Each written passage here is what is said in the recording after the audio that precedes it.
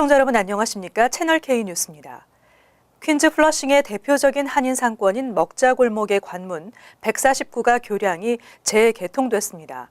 개통식에 참석한 퀸즈 한인 정치인들과 지역 상인들은 교량 폐쇄로 겪었던 큰 피해를 딛고 새로운 도약을 다짐했습니다.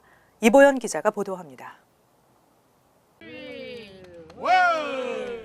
플러싱 먹자골목 상권을 가로막고 있던 149가 교량 공사가 완료됐습니다.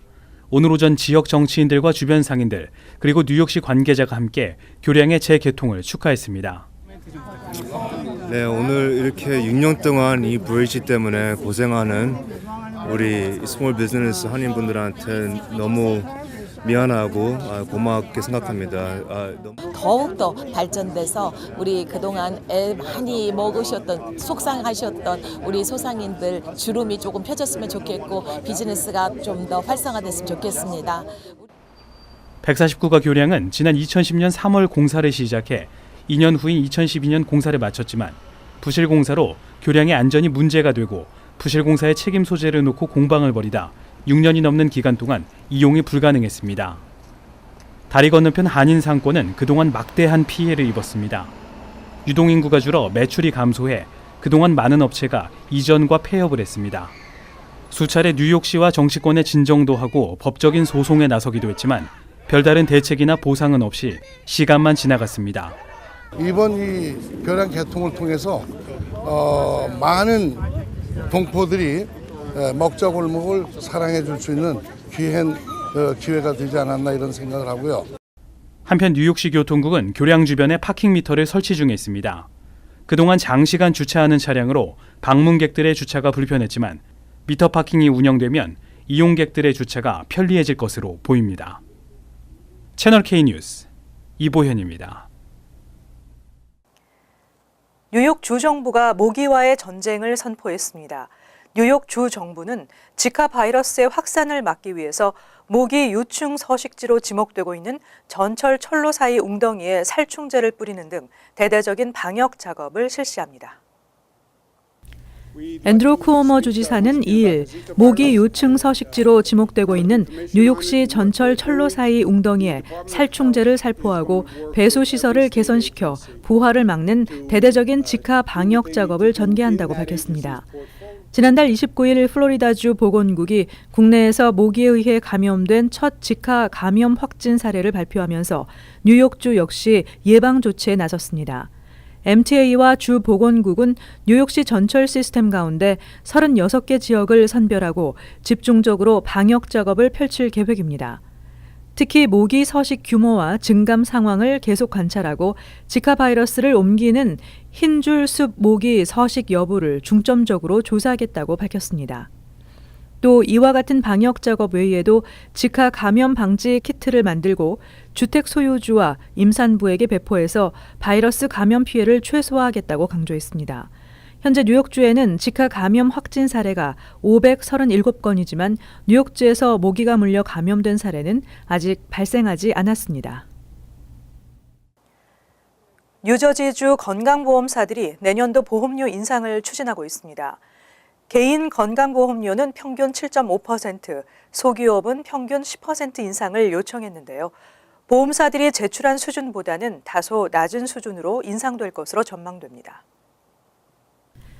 뉴저지주 보험사들은 연방보건복지부에 제출한 2017년도 보험료 인상안에서 개인 건강보험료는 평균 7.56%, 소기업은 평균 10.03% 인상을 요청했습니다. 뉴욕주 보험사들이 개인 평균 17.3%, 소기업 평균 12% 인상을 요청한 것과 비교할 때 비교적 안정적인 수준으로 소폭 인상될 것으로 보입니다. 개인 보험의 경우 유나이티드 헬스케어 자회사인 옥스포드가 평균 32.3% 인상을 요청해 최대 폭을 기록했고 아메리헬스 HMO가 최대 26.27%, 뉴저지주에서 가장 많은 개인 가입자를 두고 있는 허라이즌 블루크로스 블루쉴드는 플랜별로 최소 0.97%에서 최대 7.55% 인상으로 한 자릿수에 머물렀습니다. 소기업 건강보험료의 경우는 아메리헬스가 최대 폭인 21.75%, 에트나가 최소 14.54%, 최대 17.14%, 옥스포드는 플랜에 따라 최소 7.7%에서 최대 14.34%, 호라이즌은 최소 4.58%에서 최대 6.79% 인상을 요청했습니다.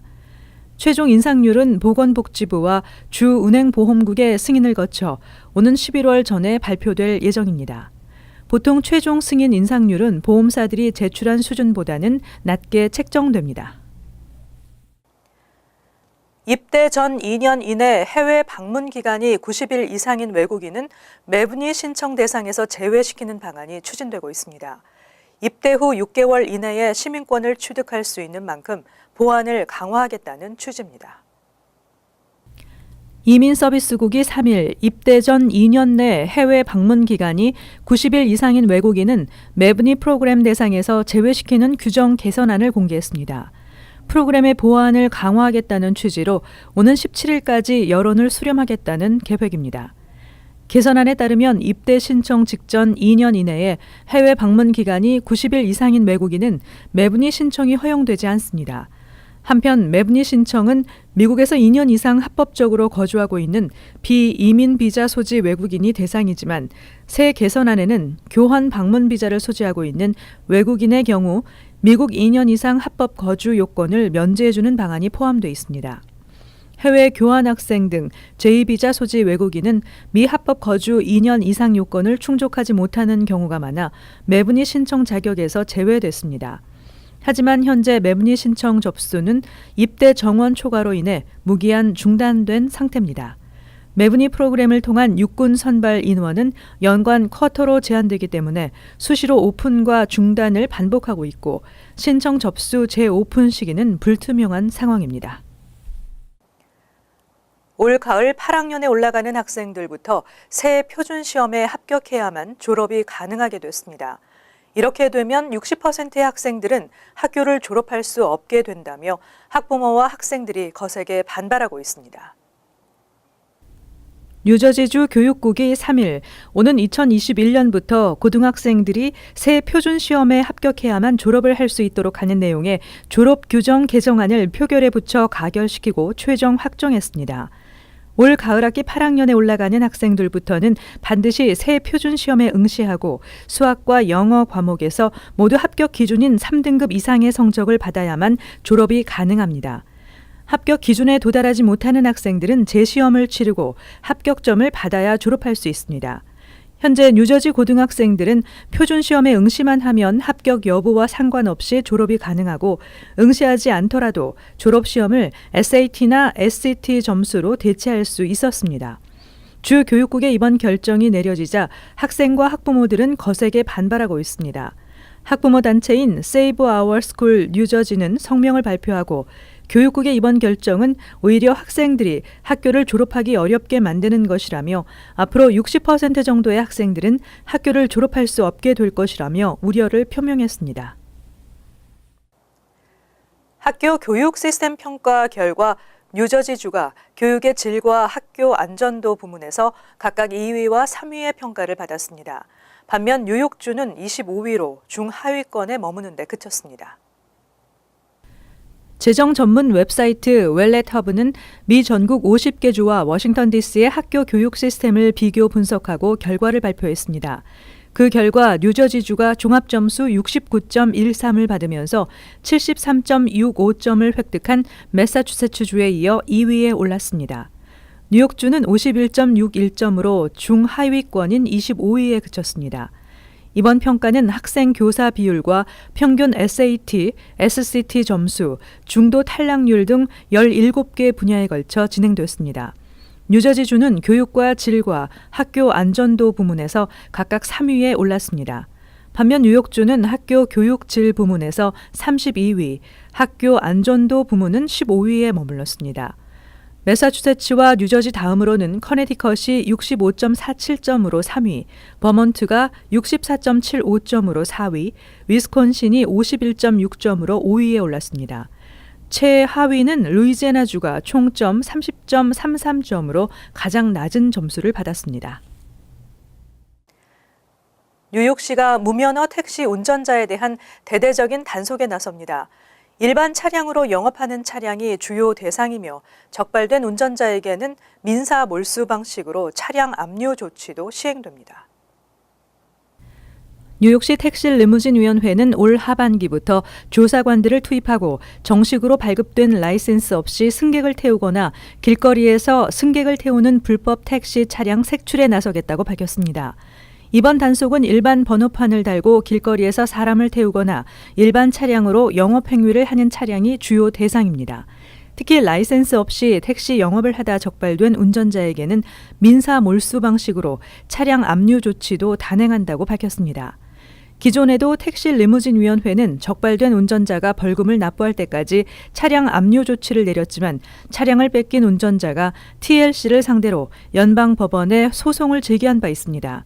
이에 대해 연방법원은 위반자들에게 해명할 기회를 주지 않고 영장 없이 사유재산인 차량을 압수하는 것은 명백한 위헌이라고 판결했습니다.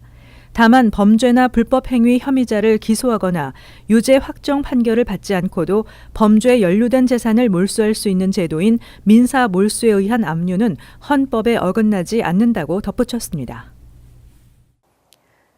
뉴욕시가 지난 2013년부터 시내 교통 혼잡을 줄이기 위해 운영하는 시티 바이크 프로그램이 앞으로 더욱 확대됩니다. 이용자가 증가함에 따라 시티 바이크 정류소도 맨하탄 업타운 지역까지 확대됩니다.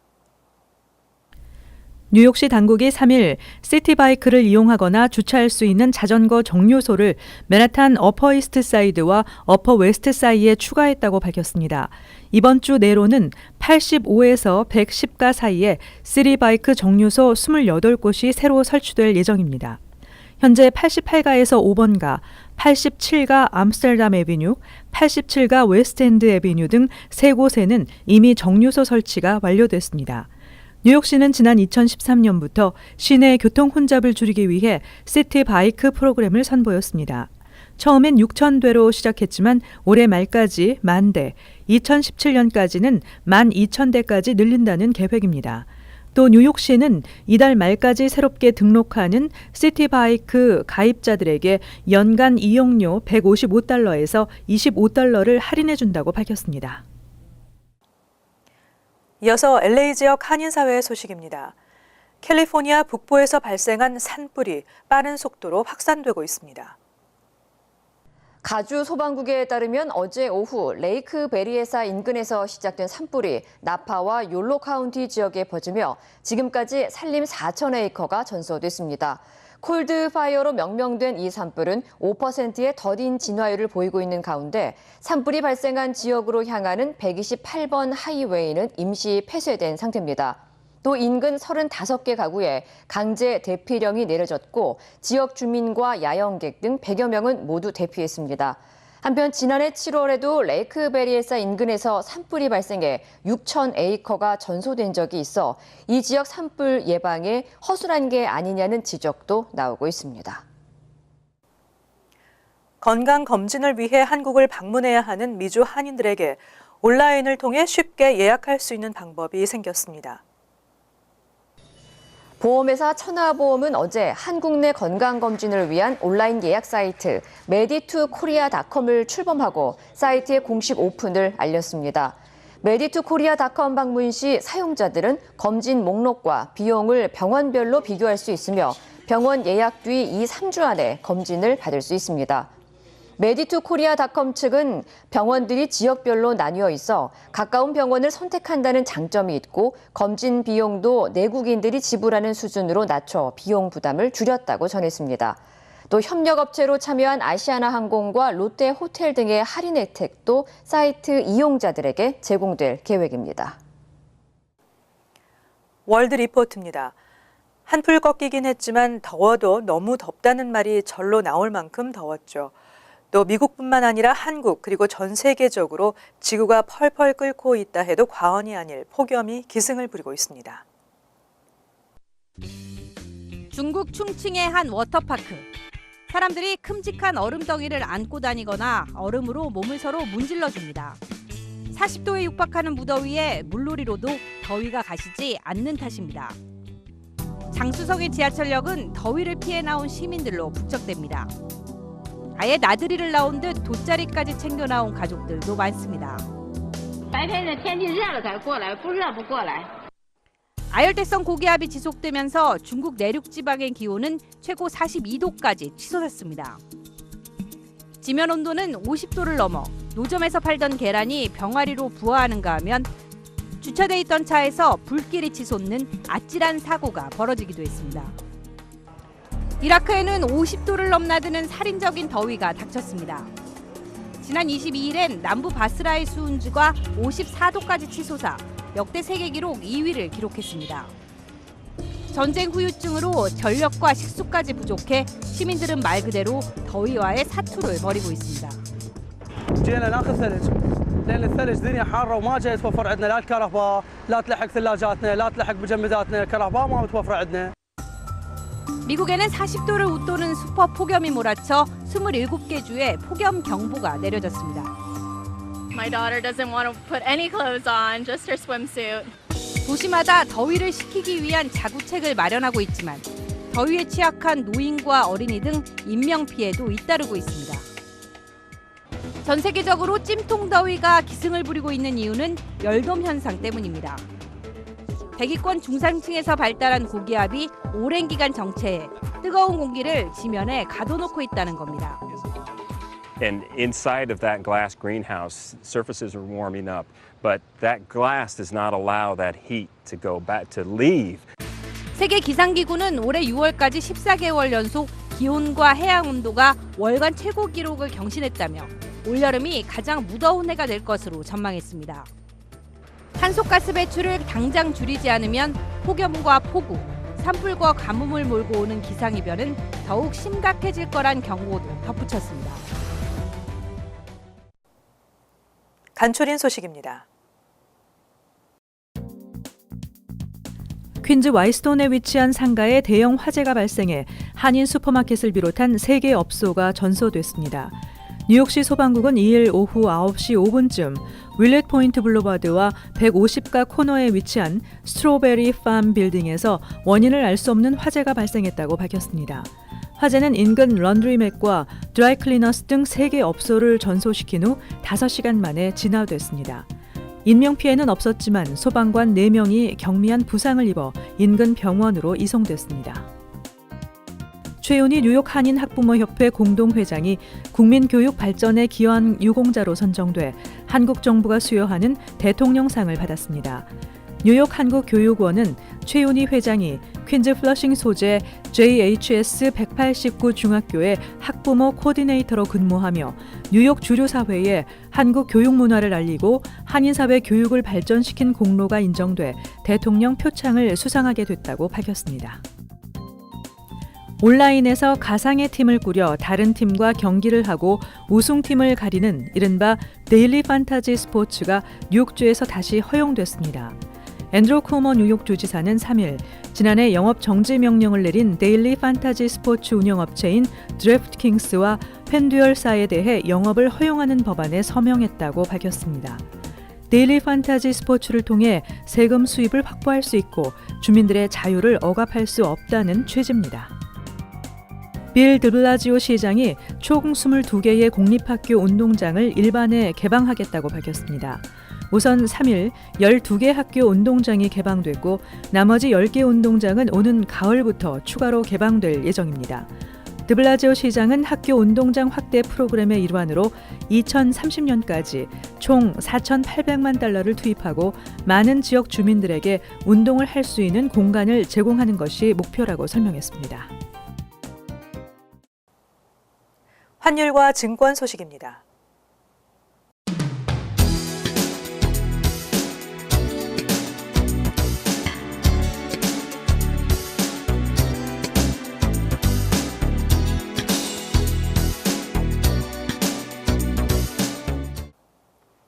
이어서 날씨입니다.